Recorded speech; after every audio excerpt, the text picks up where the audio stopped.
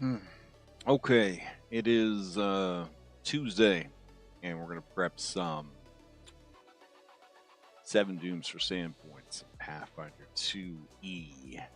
So, um, yeah, guess we'll just jump into it.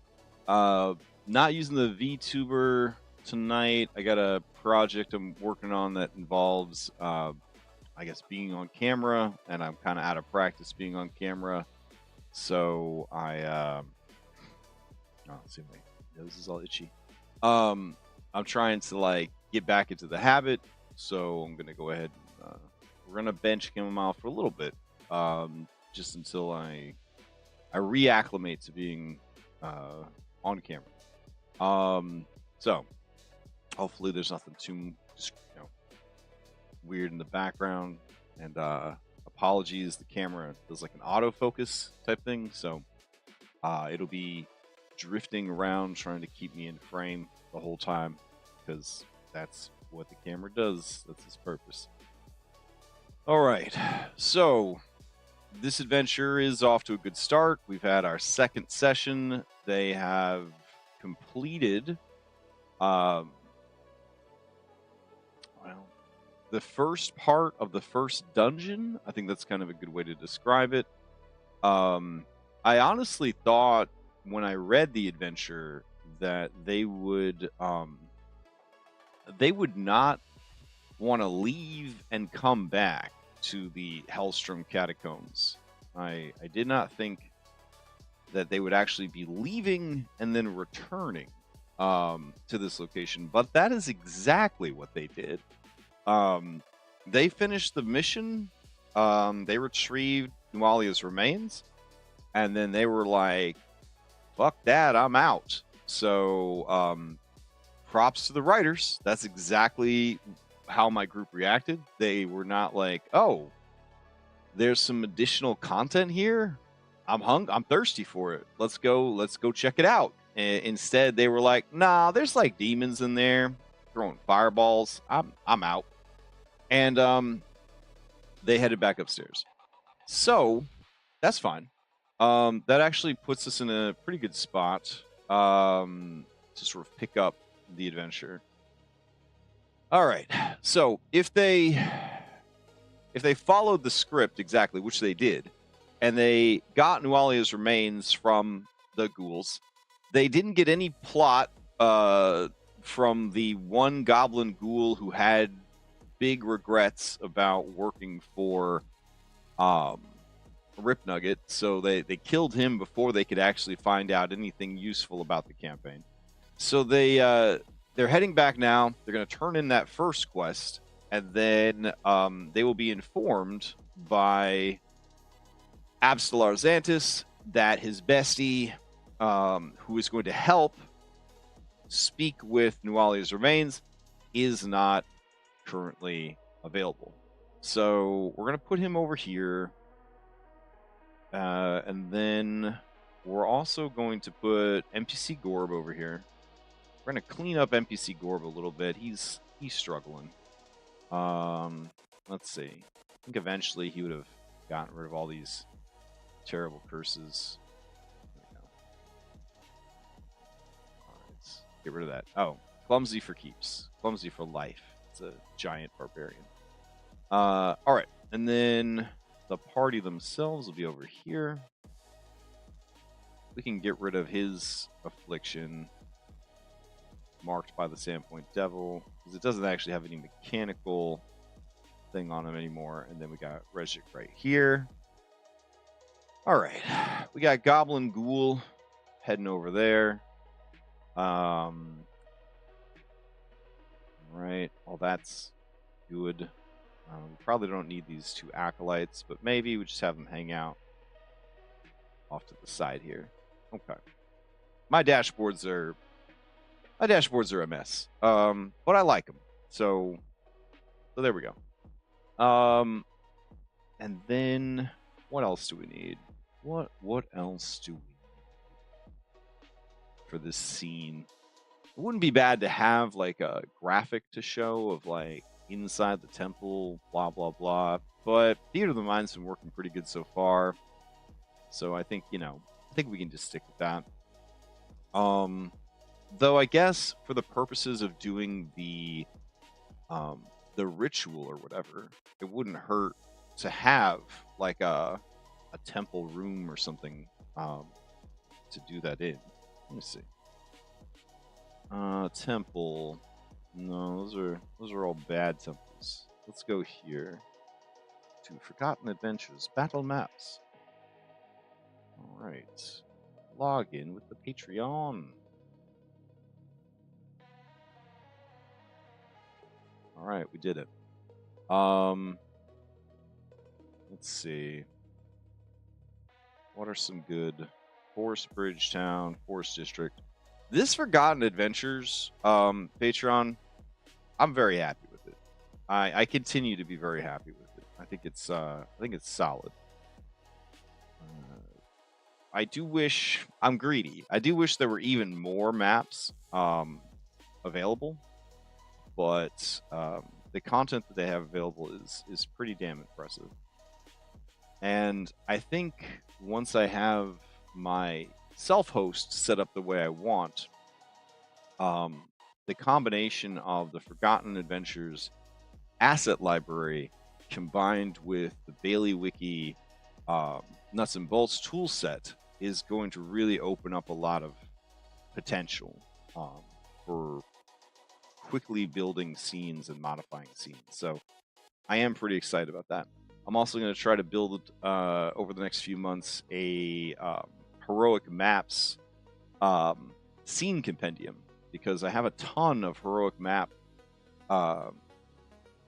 VTT scenes, but they're bundled as individual modules, and so it's kind of like a pain in the ass to access them. So I kind of want to set aside like a weekend where you just grind it out. Maybe listen to some nice audiobooks or something while you do it. Just grind out getting access to all those VTT scenes, put them into a single compendium, and then whenever you need them, you just grab them. Also, maybe tag them for easier searching. I don't know. There's a lot of things we could do with it.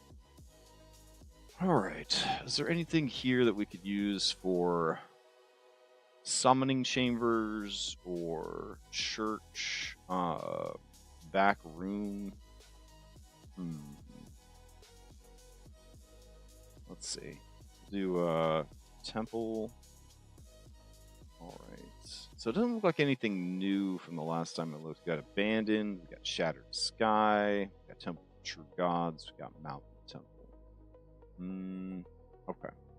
So other sources that we could look for. Let's see. VTT. I'll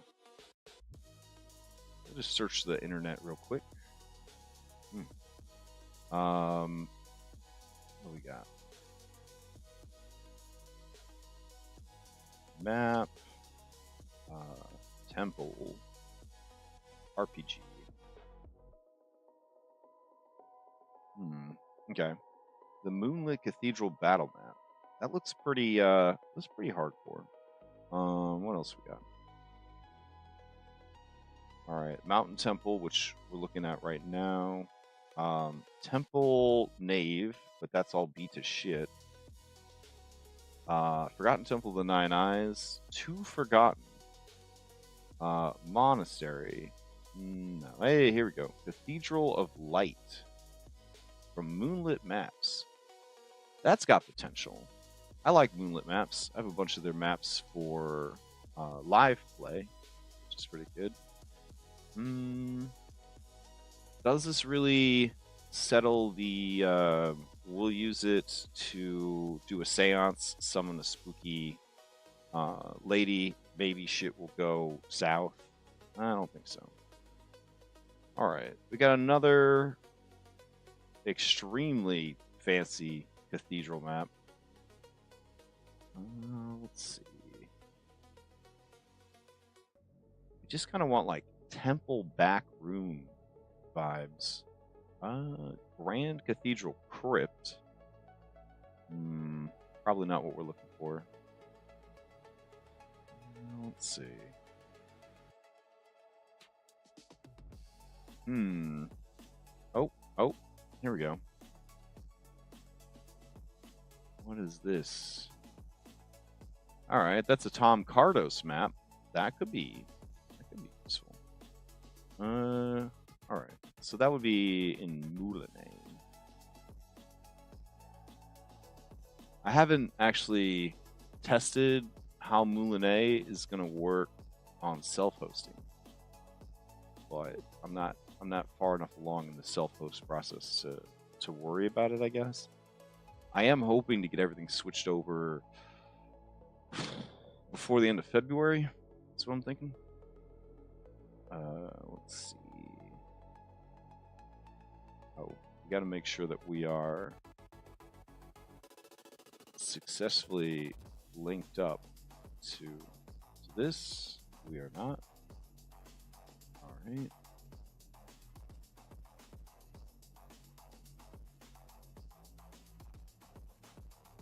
Okay, we did it. All right.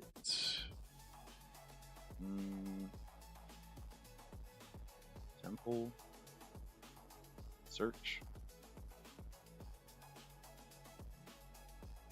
We really only want ones that we are paying for, I guess. So let's go down to Tom. All right. Dragon Temple, Desert Temple, Sunstone Obelisk, Greek Temple, Big Temple, Dwarven Kingdom, Tower, Shrine, Fallen Temple, Ruined Temple. Can't believe I just don't have one in my back pocket to whip out of. It's so weird. Okay. Let's see. Church.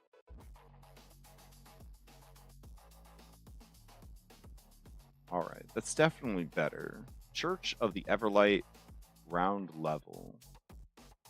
Let's take a look at this guy. It's got an upper level, it's got a lower level, it's got the roof. It's pretty good. It's got a crypt below it. The neither of the side rooms really works for what we need, though. Place is ruined. Nah. Okay. What about a cathedral?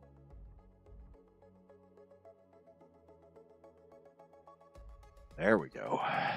All right. That's a big old map. All right. So we got a garden. What are we here? Gothic cathedral. Looks like those are empty. Yeah, clean map. Ritual on the roof. Another clean one. Another one with a ritual. And everything's gonna beat to shit. Let's see. This one's got numbers on it. That's pretty good.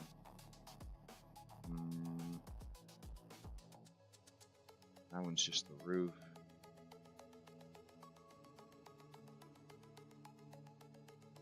I think this might be the one we need.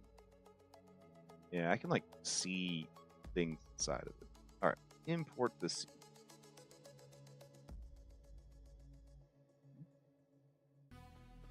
Oh, download first.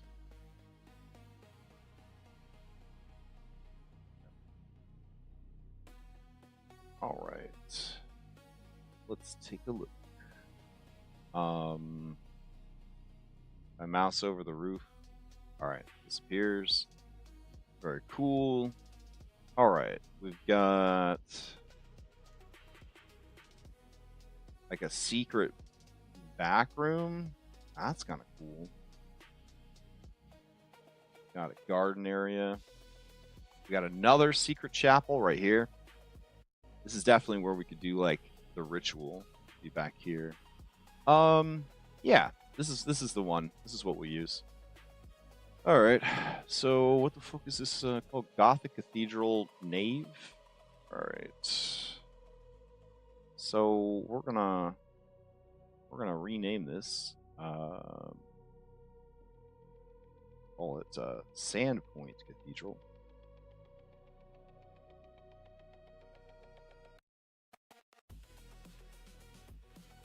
Nice. And then we will have this available to do said ritual in when the lady arrives or whatever. And in the meantime, we have this cool map if we need it for cathedral-y stuff. Where is the entrance to the tombs? We'll assume that, yeah, where's the entrance to the tombs? I mean, they gotta be for some.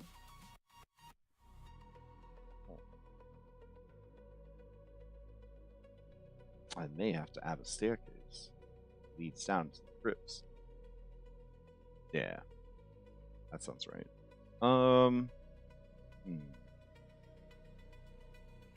Maybe this vampire room be a good place to put it, or somewhere outside at the library. I kind of thought maybe it would be in here. That'd be the right spot for it. Okay, so we'll go. Is mass edits working? Let's see. Stairs.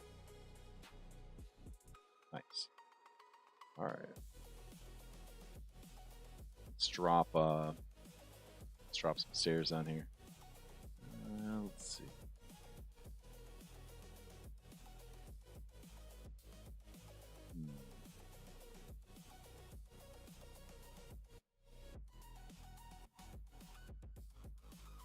It shouldn't be so hard to select some stairs, but I'm really struggling. Maybe these guys?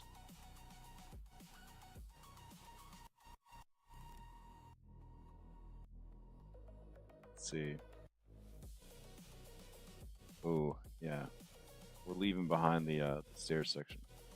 Okay, we'll try to make it work with this. So we'll drop these guys down.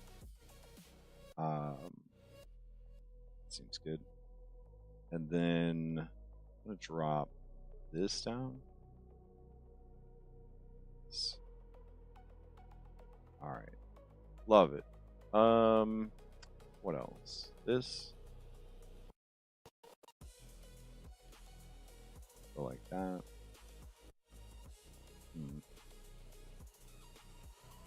I just want to have something below this. Okay.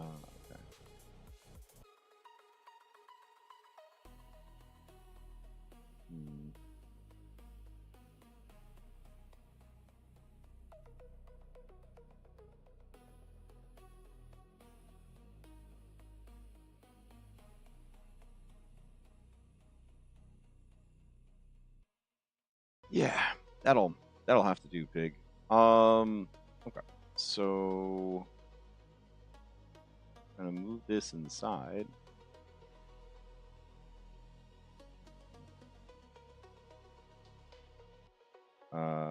Like that. Yeah, that works.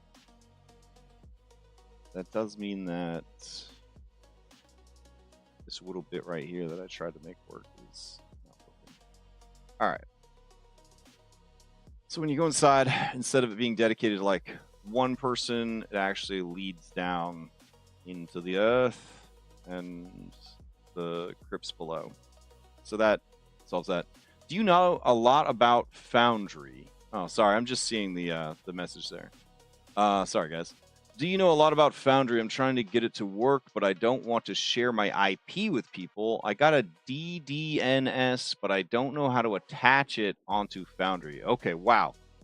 So, yeah, you're talking about self-hosting, which is less about prepping a game and more about like network stuff. I am currently using and I've been using for the last 5 years, the Forge VTT hosting service. And I do think that it is a good service. And I do think that it is enough for a person who is running like maybe one game a week, like one Foundry game a week, one Dungeons and Dragons game a week. But I am also in the process of setting up my own self-hosting, and I'm not running into the same issues, but I will say that it has been very involved. So I'm using a virtual machine through DigitalOcean, and it's a virtual Linux machine, and I'm getting everything set up through that. And I have had a lot of success with that. I'm just using my ChatGPT assistant, and they're basically like walking me through it like one step at a time. And so far so good. If again, self-hosting is a very much like a unique situation for every person. So how you decide to self-host, if you're doing a machine at your house, if you're doing a virtual machine through a service, if you're using a rented server or something through like AWS or something like that, like there's a lot of different ways that you can go with it. So unfortunately, I don't consider myself qualified enough with networking to safely and securely guide anybody else through the process of self-hosting. Maybe when I finish the process of setting up my own self-host, I will kind of walk myself back through the steps and decide if that information is viable to kind of share with other people that are trying to do self-hosting as well. But for now, I definitely don't want to offer any real sound advice until I know for sure I've done it properly myself. But I can tell you, don't show that IP address to anybody. That's been one of the things that sort of held us back from using self-hosted Foundry for the last 5 years is security, right? We didn't want any of the streamers, myself included, to accidentally flash that IP address on stream, and then now you've kind of opened everything up for people. So you got to be careful about that. Yeah. So a long answer to say, self-host is a long, hard road, and I wish you the best of luck. But I don't have enough experience to give you safe advice about how to do it. Yeah. All right. So let's see. Thanks to Tom Cardos, we have a lovely cathedral map, and thanks to Bailey Wiki, we now have modified that map so that it leads to the tombs and crypts area that we need for this. Now, I don't think we need a tomb or a crypt to support it, but since we have the tools, we could always go in here and see what Tom has. So let's see. Crypts. The Valley of Tombs is definitely more crypt than we need. Goth Cemetery Crypt. I think that'd probably do the job. Let's go ahead and hit this little download button. Okay, and then we're going to import that scene.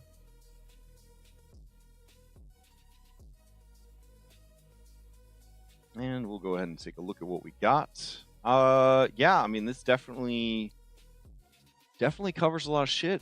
Here's the stairs coming down from upstairs, leads into a whole thing. Or we could say the stairs are coming down from upstairs here.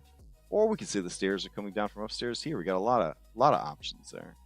So if we did need this, we could certainly grab it. You can also just wall things off if you needed to keep people out of certain areas. And it's already pre-walled, pre-lit, so that's good too. Okay. So now I feel pretty good about it because we got some crypts. We've got the cathedral if we need it, and since we have it, we might as well use it. Now let's go ahead and head back to our landing page. I'm going to open up the adventure. 7 Dunes. Raw. All right. And as we kind of catch up to where the party is at in the adventure,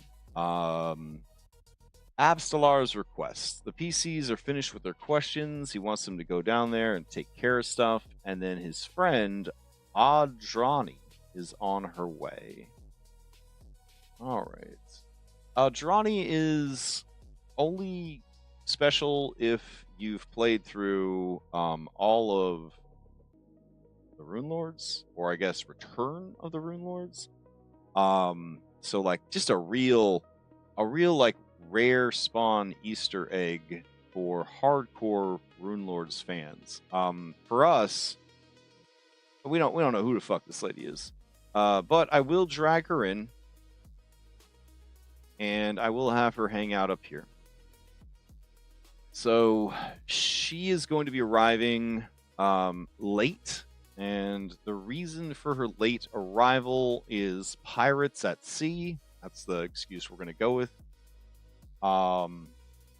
So let's go here. If the PCs ask Abstelar for his help, he promises to provide healing and other magical support at no cost in return for their service, in addition to 75 gold per PC. Funds drawn from the church's upkeep and repair budget. He won't accompany them into the dark, citing the fact that dungeon crawling days are far behind him. Before the PCs do enter the tunnels, though, he will supply them with several consumables that will help. 4 lesser healing potions, 4 lesser anti-plagues, 2 salves of anti-paralysis, and 6 vials of holy water. Which, technically, I did provide the PCs when they specifically asked for it, but I didn't pro-offer them up front because, you know, adventurers are going to ask for shit, so better to like let them feel like they got it. Let's see. When the PCs are ready to go, Abstelar leads them into the boneyard behind the cathedral. Nualia was buried near the western end of the boneyard, not far from the cathedral itself. That makes me kind of want to grab a graveyard too. So let's do that. Go in here. Maybe. All right. Search. To the graveyard.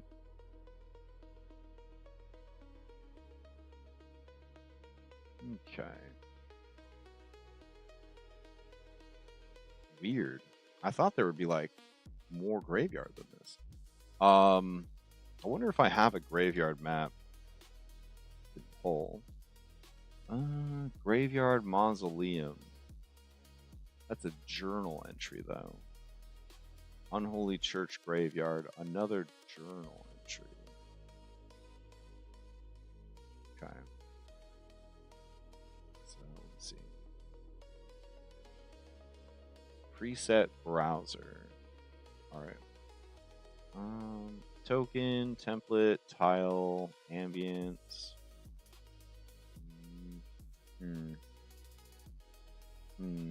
I know where I do have a graveyard, but it's a 5e map, and Foundry is kind of a butthole about that. So let's see if I could find the original. It shouldn't require a lot of prep. Alright. You know, I might actually be able to find it. Let's see. Create a new map. Call it Graveyard. Let's see. Background image. Forge assets. Maps. Where did my graveyards get put? There's a whole folder called graveyards. Alas, it is only full of graveyard assets and not any graveyard maps. Disappointing. Alright. Here we go. Village graveyard. 30 by 30. No grid. Alright. So we'll grab that real quick.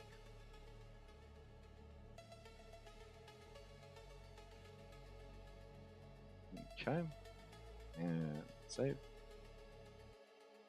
This is an afternoon maps, so fucking top shelf. It's good quality stuff.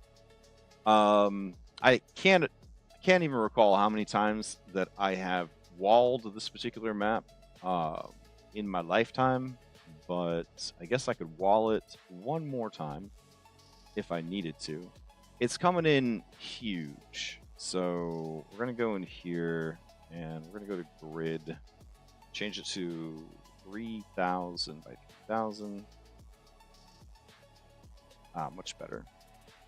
All right. And then let's see. We'll do a little snap and put a bounding box around it. Then we'll take off the snap and we'll go ahead and get this wall in here. Good. Now this graveyard's lack of a fully enclosed wall and gate is probably not good. The real world superstition about graveyards is that there needs to be a wall around a graveyard, a fence, essentially, an enclosure, to keep the things in the graveyard in the graveyard. So you might have noticed that, at least this in America. I don't know 100% the belief everywhere else, but we do like to put fences around the graveyards to keep all the spooks inside. All right, door. So this is a regular door. The door sound effect is metal, and you can definitely see through it. So we'll do no restrictions on that.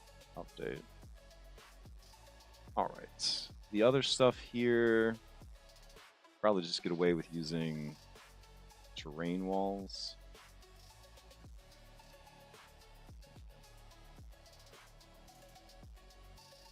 I don't really mind like prepping this map again because it doesn't hurt to have a good graveyard map.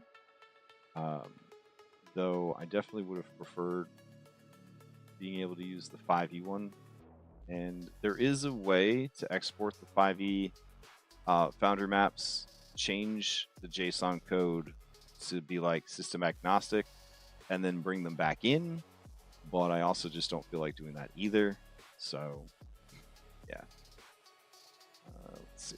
I'm putting doors on these little mausoleums just because I want to imply that you could go inside, even though we don't have the actual interior contents of them. We can always sort of like just draw them on the map if we needed them to go inside. All right, all that's pretty good. We can also use these terrain walls to make the trees have a bit of depth to them. Go. And we can go back after adding this depth to the trees and make it so you can walk through them. So they'll block sight in a way, but they won't cause like your players to be like, I'm stuck, can't move. All right. And I'm not too concerned about like shaping them to like tree trunk size or anything like that. Another thing you could do is you could just do a little cross like that if you want to do tree trunk. Most characters are going to be tall enough that you don't need to put walls down for like tombstones and shit like that. So I'm not going to worry about that. Go. There is a fence around this one right here. And it is like a chain, not chain, but like iron bars. So like you would be able to like see through it. So we'll use transparency on that. And then we'll go ahead and say that this is a door and the sound of the door is metal. Apply. And then all of these guys need their doors turned on. So do that. I don't think these doors actually used to lock. I think it was kind of the honor system. They were just fucking heavy. But to represent that they are heavy, we could make the doors locked so that it at least reminds us that the players need to try to get in there. And then for this, we're just going to make it stone. Lovely. Love that sound. Feel it right in my teeth. All right. So now we have to decide the height of things. So I'm thinking that these fences, we will do... If they're 5 feet, your Foundry settings are probably going to be like, why did you even make a wall? So we'll go ahead and make them 10 feet tall, just so that they matter. So I'll use mass edit to do that. And I'll go here to wall height. I'll do 10 feet. And apply. And mass edit's smart enough that it won't fuck anything else up, which is nice. All right. Then we've got to get in here and select all of these trees that we drew. That I said we were going to make it that you could walk through them. All right. So, oh, there's a few down here.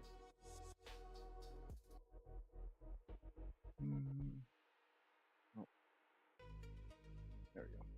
So with these, we're going to do a height of 10 also, because again, any height lower than 10, Foundry's kind of like, why did you bother? And then we're going to do movement restrictions, none. Everything else here could stay the same. If we wanted to get fancy, you could do proximity threshold. Like if you get close enough to this, you can see through the wall, but we're not going to worry about that. All right. And then finally, we've got the mausoleums that we've already set up the doors on. So we're just going to go in and grab those. And we're going to set the height at 10, and we're not going to stress anything else about them. And there we go. So now we have a graveyard, a cathedral, and a crypt. So we got all the things that we need and don't need for this part of the adventure, which is fantastic. Forgot the story here. Door, sound, stone, blocks. Okay. So now we have the graveyard, the cathedral. We have a place to do that scene. We know this lady's coming, but she's going to be delayed. All right. So back to it. All right. So the adventure is like Adrani. She's great. You should fangirl about it, get crazy, all that kind of stuff. All right. If the PCs are, if there are indeed ghouls lurking below, he has the PCs destroy them before they can become a more severe threat to the town. If they can find Wally's remains, he would like them returned. If the PCs ask Absalar for help, he gives them shit. When the PCs are ready to go, he leads them down. He wishes the PCs luck in their endeavor. Hellstorm, Catacombs, Rip Nuggets return. The Goblin Ghouls, the Ghoul Warrens. The entrance to the Ghoul Warrens via Nualia's grave is a steep and filthy earthen slope that drops down 20 feet. Blah, blah, blah. All right. So we get down in there. This is where the ghouls are living. They got Nualia's bones. Once the PCs recover Nualia's remains, they can deliver them back to Absalar Xantus in the cathedral above, but it'll be a few days before his friend Adrani arrives to cast the Call Spirit ritual. In the meantime, he encourages the PCs to keep exploring, particularly if he learns about the catacombs, and asks the PCs if they can map the complex out for him while they explore and ensure that there's nothing dangerous within. The PCs will gain 80 XP and 1 reputation point for delivering the remains. And then basically you get like a second quest line. And that second quest line is go back down and deal with the fucking catacombs you just found. Okay. Which we have right here. All right. So if the party heads back down into this mess, I'm going to say that in the time that they're gone, the Gerblin remains are dragged away. And then they are dragged away over here, because that leads to the actual like ghoul settlement, I guess, under the boneyard. But he wants them to go and check out these ruins. That's what he wants. Cool. Now, I don't think they provide in this adventure maps of the ghoul warrens. It's kind of just implied like you don't want to mess with the ghouls because there's a lot of them. But I guess you could do like you could do a murder. You could do a wholesale murder of the ghouls if you have to. Yeah. But let's walk through it. All right, they've already been in B3 because they have a tiny who squeezed through the rocks into the room with the demon. Then decided to try and solo the demon and then ran away. So just a hot mess. Let's see.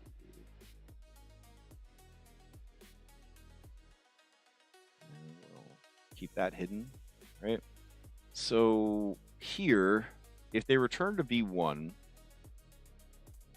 they need to clear out the debris to proceed. Once the rubble is cleared, they do get a shark tooth charm talisman. Huzzah. They make it past this this door, which isn't really locked. We just have it locked to represent the rubble that they have to get. Let's see. Then out here, they've got this room that's trapped, which was discovered by the party rogue who squeezed through the wall here and started a big old fight. They are aware of the demon that's here. They're aware of this fine closet. Okay. This small shrine was used when goblins broke through the wall just beyond the altar. She thought for a moment that it was Abraxas himself coming to reward her. In her disappointment, she's grown bitter and angry. If the PC disturb her, she shrieks in Abyssal for them to leave her alone. Unless they have been sent by Lord Abraxas with the Flume's secret. The PC might be able to trick Azareza for a bit by lying to her, but when it becomes obvious that they don't really know what she's talking about, she sputters, curses, and attacks. She fights to the death. The PCs flee from this room. She pursues them for one round before shrieking in terror and racing back to this chain. She has become agoraphobic after her long stay in the prime material realm. That's unfortunate. This room's got treasures in it, and that's always nice. Okay, so that's kind of catches us up on what we know and what the PCs know thus far. All right, B4, the 3 steps. These 3 rooms look relatively similar. You can use the following read aloud text for all of them. Let's see. This room's southern portion is lower than the rest of the chamber, with a set of steps leading up to the room itself. A carving of a 7-pointed star. A flame flickering at its center adorns the walls to the east and west, while to the north, doors stand in a wall of red stone, a contrast to the gray stone walls elsewhere in the chamber. Each door's handle features a tiny little metal basket that looks like it's meant to hold a small bead-shaped object. Oh boy, puzzles. Good stuff. The northmost room has an additional feature instead of a red wall with doors to the north. To the north of this room, the wall curves in a semicircle. A single redstone statue of an angry woman holding a rancier stands to the north, her weapon held in one hand, pointed towards the southern doors, while her other hand reaches out with a cupped palm, expecting a gift. The rancier itself appears to be a real weapon and not integrated into the statue itself. The character who succeeds on a DC 19 society check or recall knowledge knows that this is Rune Lord Alasnus, the ruler of the lands west of what is now the western coast of Variscia in the pre-Earthfall era. Runelord Alasnus only rarely visited these chambers, as the threat of the Hellstrom flume was enough to keep enemies away from her borders. In order to make those stationed here never forget who was in charge, they were expected to perform a weekly check-in, reporting to the statue of Aslanus in Area B4C. with the knowledge that someone, perhaps even Elasnist herself, was watching through the statue's eyes. Even reaching the statue to make the report was fraught. Navigating these 3 rooms, the 3 steps, requires knowing the correct set of triggers, which are under the control of the Catacombs commander. Minions who needed punishment were set up for failure by being given incorrect codes. With this method, even those who had pleased the commander were never sure they had done well until they reached the statue and gave the report, which served well to keep everyone on their toes. The latest pattern for navigating the 3 steps has remained unchanged for thousands of years as the Catacombs commander perished during Earthfall. For safe passage, those traversing the chambers must set garnet beads into the little metal baskets on the door handles, going from least valuable to most valuable, south to north, and accumulating in the placement of the 7th most valuable garnet bead in the upturned palm of the statue of Elasnist in area B4C. The full set of these garnet beads can be found in area B3, and instructions for how to use them can be found in area B6A. The doors in the walls here are made of stone. None of them are locked, and they all open to the south. However, if a door is opened without correct garnet bead having been placed into the handle's basket, the trap in the room to the north becomes armed. Placing the garnet bead worth 2 GP in B4A's southern door disarms the trap in B4A. Placing a 5 GP garnet bead in the 2 doors between B4A and B4B disarms the trap in B4B. Placing the 3 10 GP garnet beads in the northmost 3 doors disarms the trap there. Placing the 25 GP garnet in the little divot at the base of the statue prevents it from animating. While no one watches through the statue's eyes these days, it is still potential danger. If 25 GP garnet bead is not placed in the upturned palm within 1 minute of a creature entering this room, the statue animates and attacks. It pursues foes throughout all 3 rooms, but not beyond the hallway south of B4. Jesus Christ. Okay. So you got to put the cheapest stone here. You got to put the second cheapest stone here, and then you got to put the most, the second most expensive, third, so 4th, 3rd, 2nd, and then you go and you put it in the statue's hands. All right, cool. Do you have to do all 3? Let's see. Placing the 3, yep. So you have to do 1, 2, and 3, then you finally get it. Okay. That's quite an experience. All right, so in this room, beams of magical energy fire from the Sahedrons to fan the room. Each trip resets automatically. Wrathful Blast. A creature ends its turn in the room. Beams of energy fan out, causing 9d6 energy damage to all creatures in the room. The trap in area B4A is fire, cold, and then poison. Okay. Saving poison for last. A weird flex, but okay.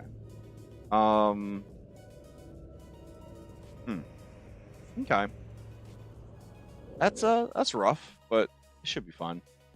Can they be disabled? Let's see. Disable. DC 23 Thievery to trick the basket on the door handle into thinking it's got a proper bead inside. Yeah, I mean, that's fine. Let's see. Then we got the statue of Elasnist, which is pretty tough. And the 3 steps, and then the treasure. If the statue of Elasnist is destroyed, or if it is placated by placing a 25 GP garnet in its palm, the PCs can take its magic range here with ease. If a garnet bead is removed while anyone is in the room, though, the statue animates and attacks. Likewise, removing beads from the door handles reactivates the traps in the room.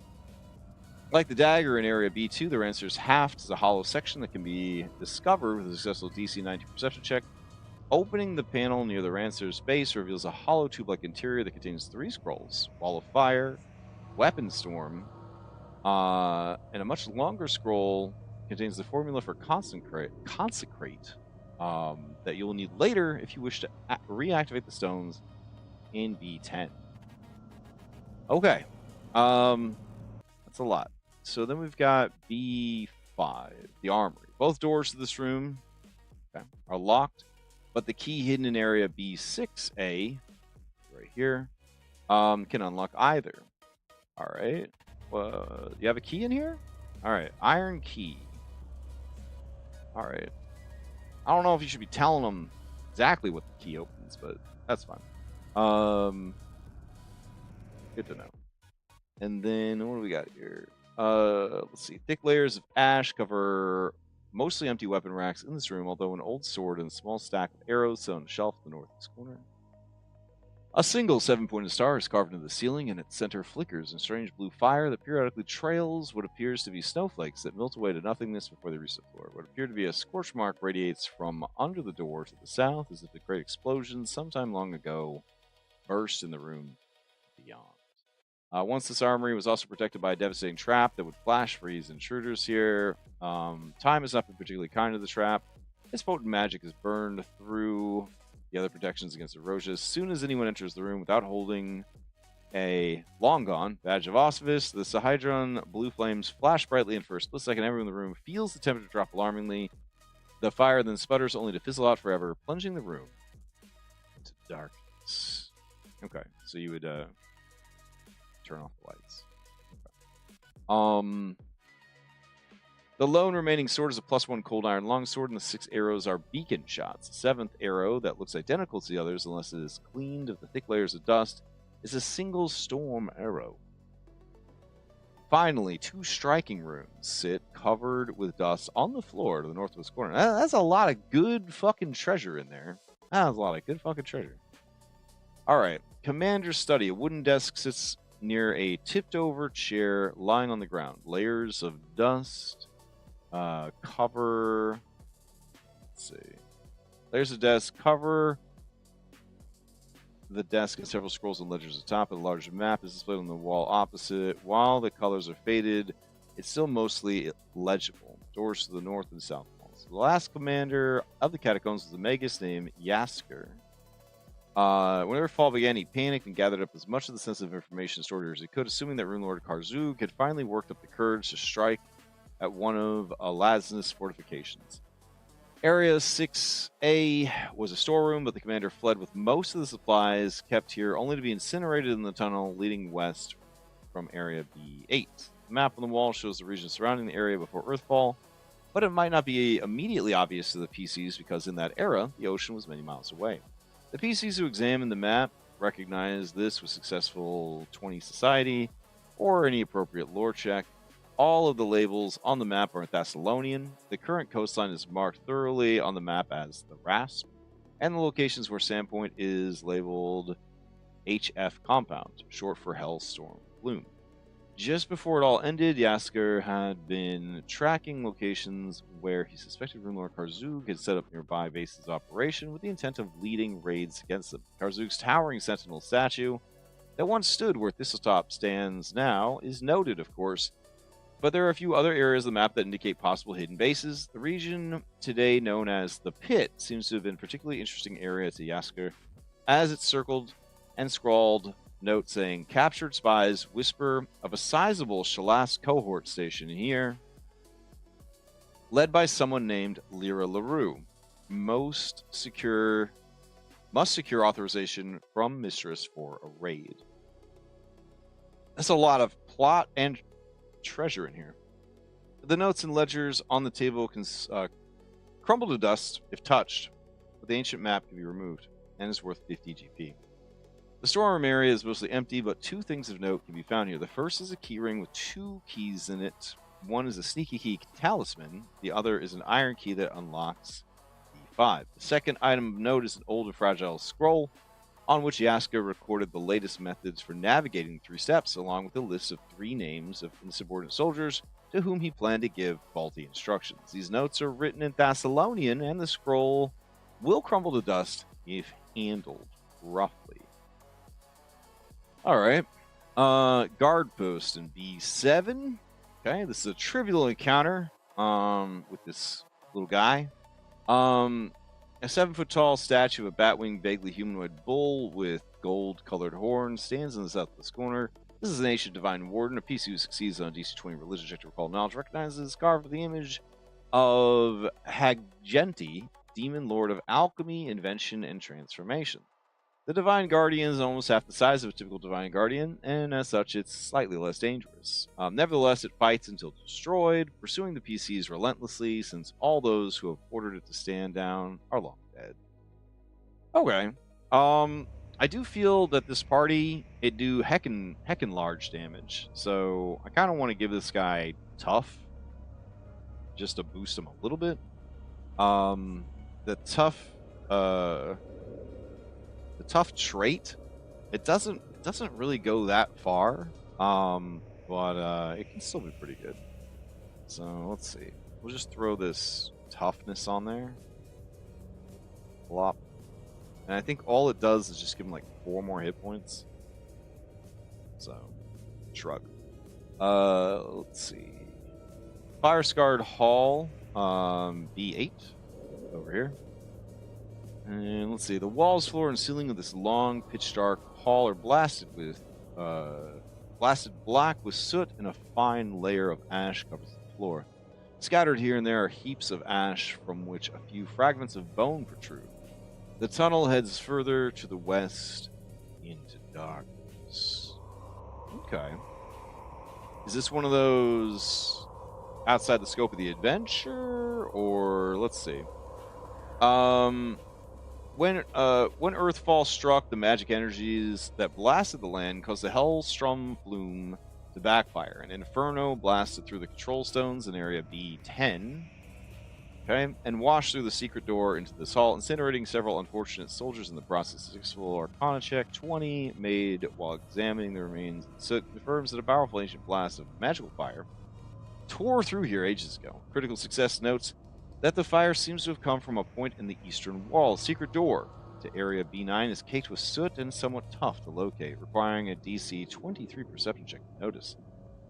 But the secret door to B10 is more obvious. When the flume backfired, it blasted through the door as if it wasn't there, transforming it from stone into a sort of compact ash. A DC 15 perception check is all that's needed to notice the door-shaped ashen patch on the wall. But regardless, any disturbance to this door causes it to crumble away, revealing the opening to area B10. The tunnel leads on, underground, to the west, for just under 200 feet before coming to a collapse. The tunnel once led all the way to the Hellstrom flume, but it collapsed during Earthfall. Okay, good to know. Let's see. Then we've got the shrine right here to some kind of tentacle demon. Yamasoth's shrine. The walls of this room are adorned with unsettling carvings of an eerie-looking alphabet. To the east sits an even more unsettling sight, a 5-foot-wide egg or plant bulb carved from dark green stone. Stony tentacles and roots radiate out from the sides of the egg, making it appear to be clinging to the eastern side of the room. This is dedicated to the Klipoth Lord Yamasoth. The carvings on the wall are prayers to this foul entity and abyssal. Alright. If you make a check, you could find some treasure.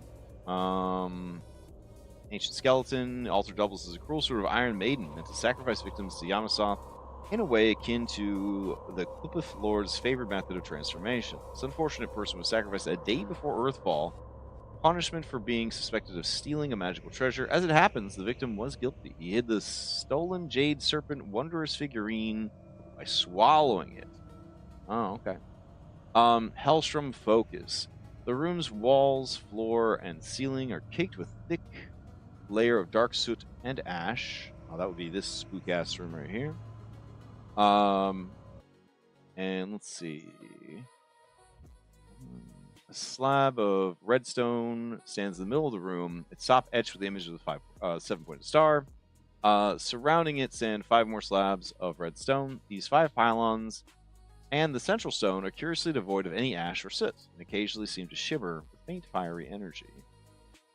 These redstone megaliths, are they megaliths? Do they have wall presence? They don't have wall presence. All right, so we'll give them some wall presence real quick. So that's a slab, but these are actually stones. All right. I'm assuming they run almost to the ceiling. So That's what we're gonna pretend they do.